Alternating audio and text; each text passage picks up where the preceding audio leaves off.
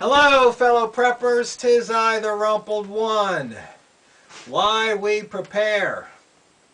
Well, once again, there's been storms, there's been road closures, there's been outages, water table's been poisoned. Why we prepare? But what I want to talk about this week is we had a prepper meeting last weekend. One of our members, Eddie, shout out to you, Eddie, gave a presentation on Katrina.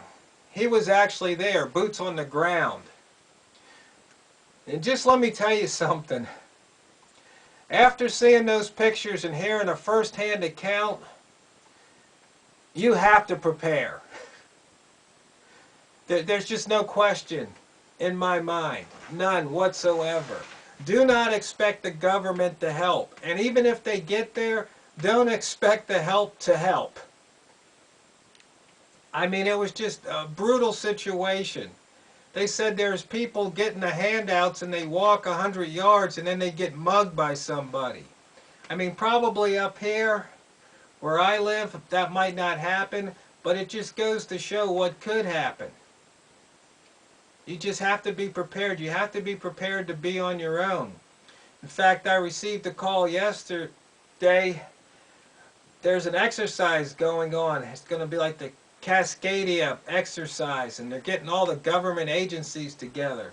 So when I found out about it, I wanted to see if I could go. I was trying to get in there so I could see with my own two eyes what's going on.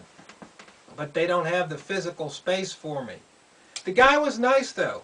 He listened to what I had to say, and he was agreeing with me, but, you know, for this particular exercise, you know, there just wasn't any room.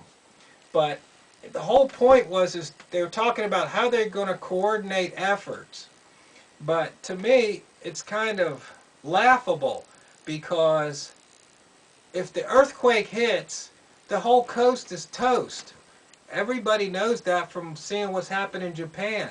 The only way stuff's going to get here is via air.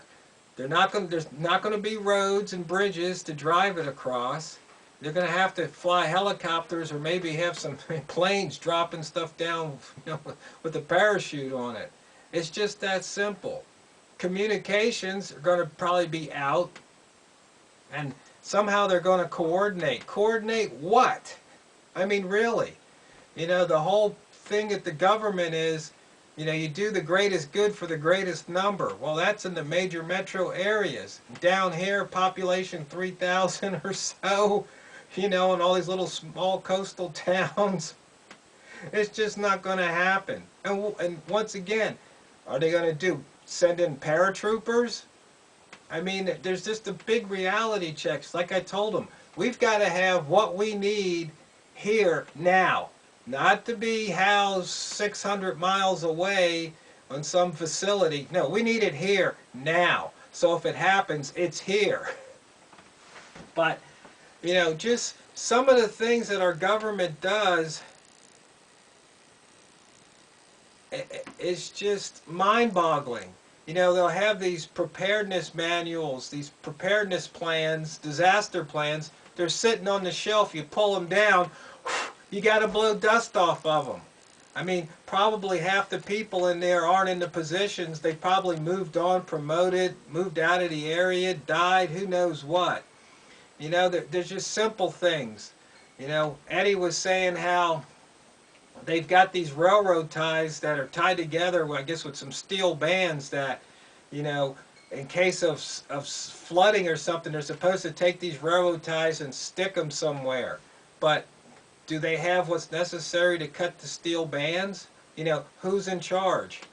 I mean, all I can say is do not rely on government. Not FEMA, not the feds, not the state, not the locals. Rely on you. You are on your own. I can't stress it enough. Because most of the disaster plans, the local disaster plans, are geared around one thing: documenting so they can submit it to the feds to get relief money, to get federal funds. And who do you think those federal funds are going to take care of? The government, the local government. the local government staff. Not you, not me. So people, it's an eye-opener. It really is. I urge you, go to your city leaders, your county leaders, and ask to see their disaster plan. Look at it, read it with your own two eyes, and see that there's nothing in there about you. Maybe that will be the wake-up call that you need. But chances are, if you're watching this video, I'm preaching to the choir. You don't really need to hear this from me. But maybe if you're a first-time viewer, somebody said, hey, you got to watch this crazy guy sitting on his front porch talking. Because, you know, every now and then he says something that kind of makes a little sense. This is it. This is what you have to do. You are on your own. So you need to be your own water company, your own electric company, your own grocery store.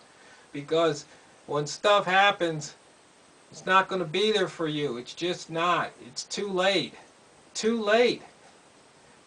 The shelves are going to be emptied. It's that simple. Don't expect the government to come fly in and be handing out food. It's not going to happen. Not when you really need it. And if it does happen, it might not be safe to go get it. So you better take action. It's just that simple. Because if you fail to prepare, you're preparing to fail.